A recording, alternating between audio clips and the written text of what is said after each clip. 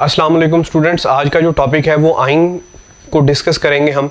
इससे पहले भी हमने मॉलिक्यूल और आयन के बारे में थोड़ा सा डिस्कस किया था, लेकिन आज हम जो है ना वो आयन को थोड़ा ज़्यादा डिटेल में डिस्कस करेंगे। आयन किस चीज़ को कहा जाता है? आयन एक ऐसी स्पीशी को कहा जाता है जो एटम के इलेक्ट्रॉन के लॉस या गेन की वजह से बनता है। हर वो स्पीशी जो कि चार्ज्ड होती है, चार्ज्ड पार्टिकल,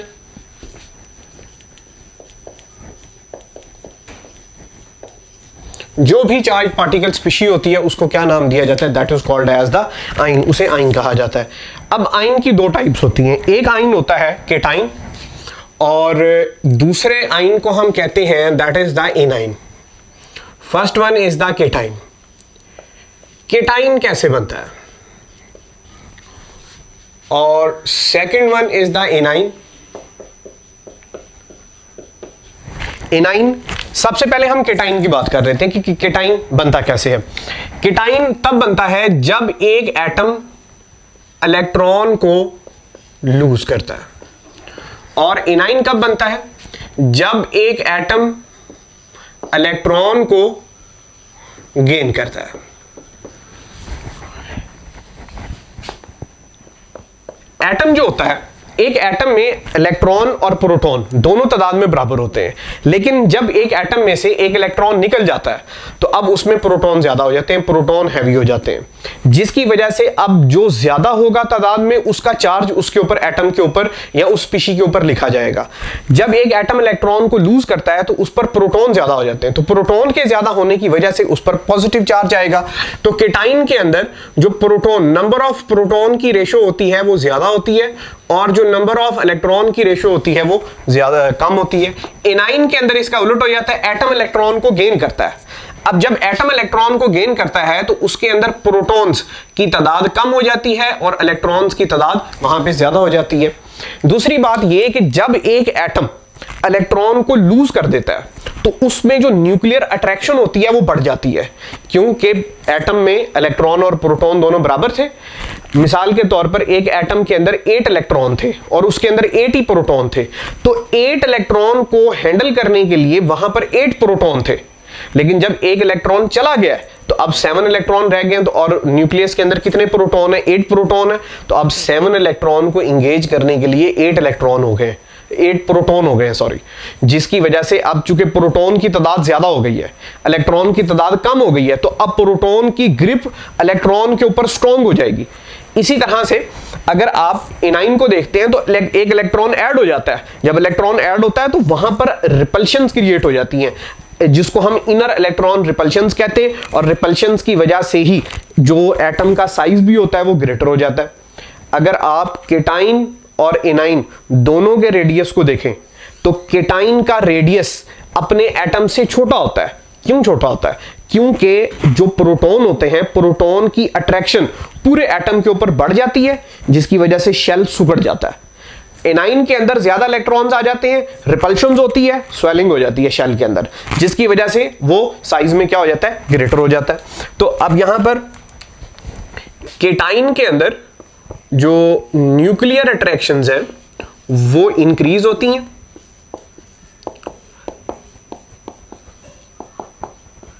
इसमें न्यूक्लियर अट्रैक्शंस बढ़ जाती हैं।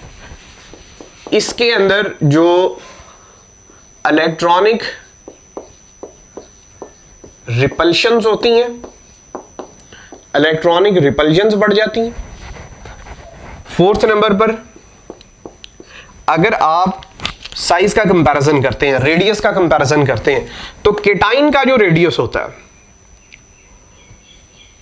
केटाइन का जो रेडियस है वो कम होता है, और एटम का रेडियस, जो पेरेंट एटम है जिससे वो बना है, मिसाल के तौर पर ये केटाइन Cl+1 है, ये किससे बना है?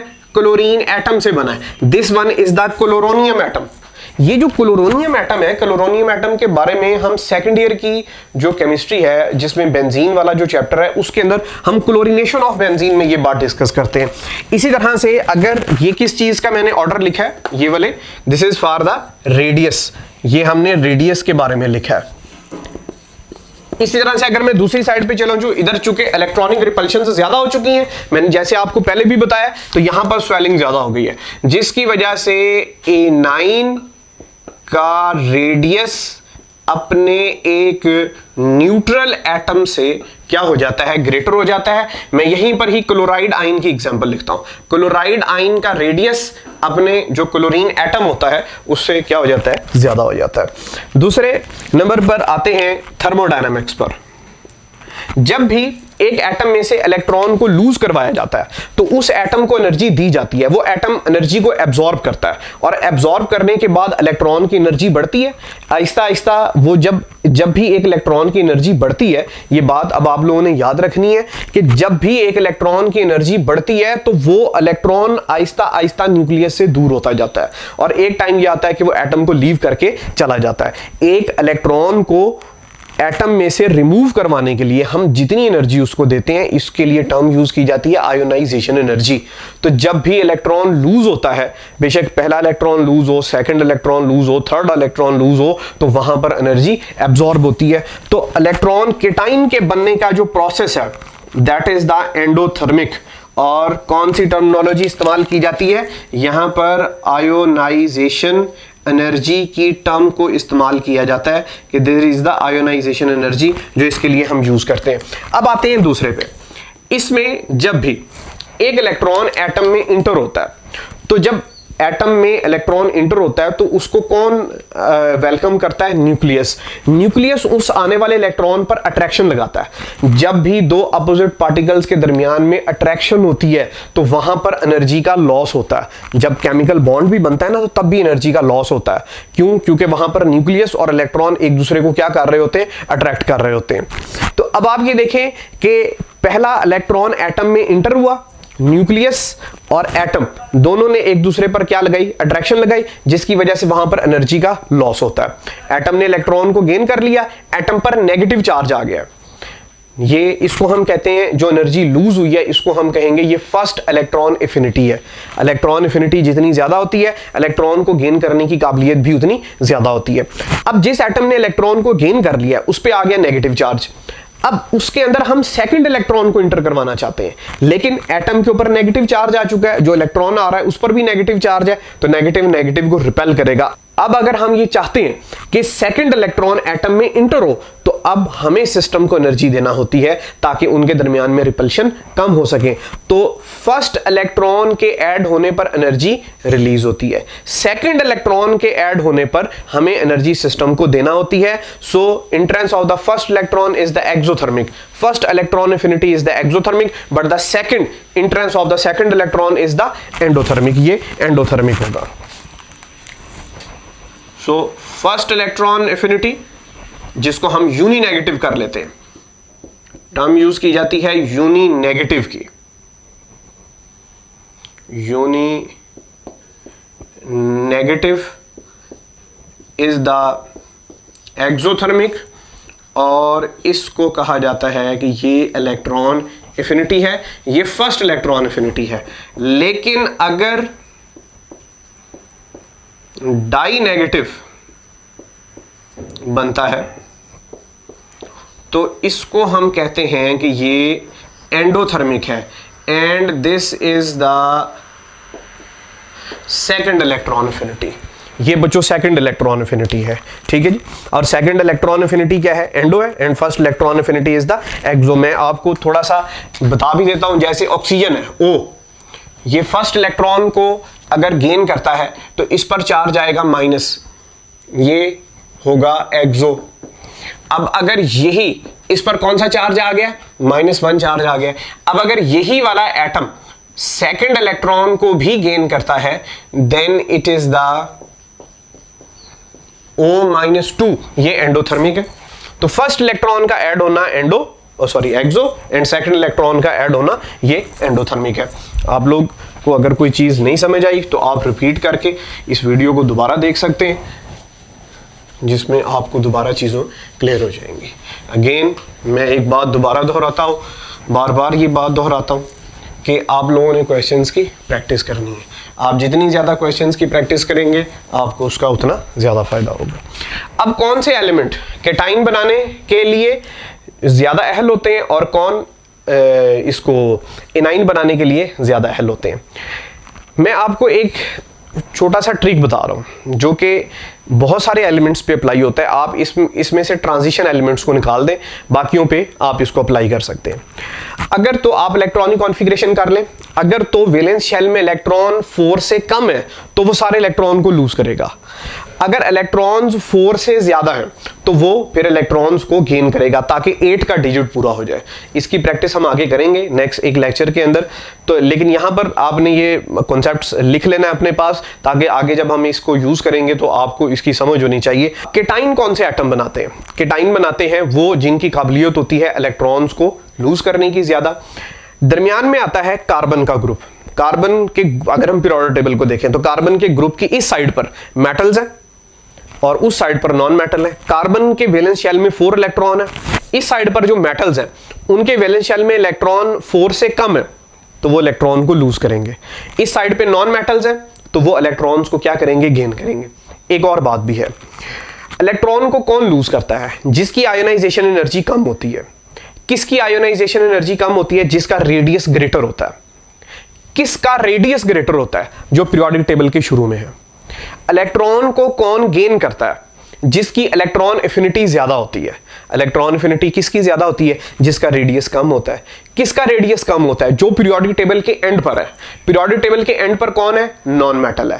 पीरियोडिक टेबल के शुरू में कौन है? मेटल्स हैं। तो इस वजह से मेटल्स की आयोनाइजेशन एनर्जी कम है क्योंकि उनका रेडियस ग्रेटर है, जिसकी वजह से वो इलेक्ट्रॉन लूज करेंगे। और नॉन मेटल जो है चूंकि उनका रेडियस कम है इस वजह से वो उनकी इलेक्ट्रॉन एफिनिटी ज्यादा है और वो इलेक्ट्रॉन को क्या कर सकते हैं? गेन कर सकते हैं। तो यहां पर ये पॉइंट नोट डाउन कर लेते हैं कि कौन इलेक्ट्रॉन्स को लूज करके वो केटाइन बनाने की सलाहियत रखता है। That is the metals. Reason is जो साइज ऑफ एटम है वो ग्रेटर है, आयोनाइजेशन एनर्जी कम है, और जो तीसरा ट्रिक मैंने बताया था, इलेक्ट्रॉन्स इन वैलेंस शेल वो लेस देन 3 है। यहां एक लाइन लगा लेते हैं। एनाइंस कौन बनाने की सलाहियत रखता है? Non metals. ज्यादातर केसेस में नॉन मेटल्स क्यों ऐसा करते हैं? क्योंकि उनका जो साइज ऑफ एटम है वो कम होता है, जिसकी वजह से उनकी इलेक्ट्रॉन एफिनिटी ज्यादा होती है, और जो उनमें इलेक्ट्रॉन्स होते हैं in the valence shell it is greater than the 4। ये 4 से ग्रेटर है। यहां पर भी 4 आएगा, 3 नहीं आएगा। There is also the 4। तो इस वजह से ये हमारे पास जो एक्सप्लोर करते हैं कौन ज्यादा अबंडेंट है? केटाइंस ज्यादा अबंडेंट होते हैं, ये ज्यादा पाए जाते हैं, इनको बनाना ज्यादा आसान है। Anions is less abundant. ये जो है ना वो बहुत थोड़े अबंडेंट होते हैं, ये इतने ज्यादा नहीं पाए जाते नेचर में। इनकी इक्वेशन देख लेते हैं कि ये कोई एक एटम है, वो एनर्जी को एब्जॉर्ब करता है और केटाइन बनता है। ठीक, एक एटम है, वो इलेक्ट्रॉन को गेन करेगा। यहां पर वो इलेक्ट्रॉन को लूज कर रहा था, इलेक्ट्रॉन को गेन करेगा और वो कन्वर्ट होगा किस चीज में?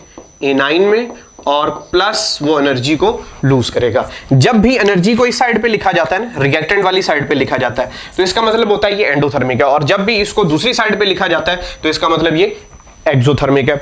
अब एटम के ऊपर जो चार्ज होता है, आयन के ऊपर जो चार्ज आता है, वो चार्ज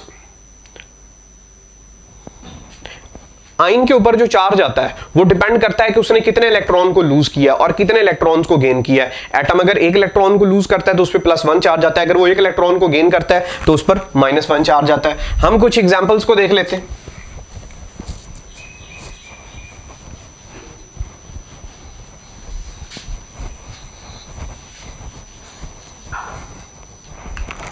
जैसे कि केटाइन की एग्जांपल में सोडियम मेटल है, सोडियम मेटल पर +1 चार्ज होता है। मैग्नीशियम है, मैग्नीशियम पर +2 चार्ज है। एल्यूमिनियम पर +3 चार्ज है। ये तीनों मेटल्स हैं। अब इसका अगर आप वैलेंस शेल देखें ना, तो इसके वैलेंस शेल में 1 इलेक्ट्रॉन होता है, तो अब ये अपना 1 इलेक्ट्रॉन लूज कर देता है। इसके वैलेंस शेल में 2 इलेक्ट्रॉन्स हैं, तो लेस देन 4 है, तो ये अपने दोनों इलेक्ट्रॉन लूज कर देगा। इसके पास वैलेंस शेल में 3 इलेक्ट्रॉन्स हैं, लेस देन 4 है, तो वैलेंस शेल में 4 से कम जितने होते हैं वो सारे इलेक्ट्रॉन्स को लूज कर देता है। इसी तरह से अगर हम नेगेटिव चार्ज को देखें, क्लोरीन Cl-1, क्लोरीन के वैलेंस शेल में 7 इलेक्ट्रॉन्स होते हैं, 4 से ज्यादा होते हैं। अब ये इतने इलेक्ट्रॉन्स गेन करेगा ताकि इसका 8 का डिजिट पूरा हो जाए, तो वो 1 इलेक्ट्रॉन गेन करेगा, क्योंकि 7 ऑलरेडी थे, तो इस वजह से -1 चार्ज आएगा। सिमिलरली ऑक्सीजन, ऑक्सीजन के वैलेंस शेल में 6 इलेक्ट्रॉन्स होते हैं, तो उसको अब ग्रेटर देन 4 है, अब जब ग्रेटर देन 4 है तो वो इलेक्ट्रॉन को गेन करेगा। कितने इलेक्ट्रॉन गेन करेगा, ताकि 8 का डिजिट पूरा हो जाए। 6 पहले से मौजूद है, तो इसका मतलब वो 2 इलेक्ट्रॉन्स मजीद गेन करेगा, -2 चार्ज आ जाएगा। नाइट्रोजन को आप देखें, नाइट्रोजन के वैलेंस शेल में 5 इलेक्ट्रॉन्स है, तो अब उसको 8 का डिजिट पूरा करने के लिए कितने इलेक्ट्रॉन्स चाहिए, 3, तो ये 3 इलेक्ट्रॉन्स को गेन करता है। ठीक है, तो अब आप ये देखें कि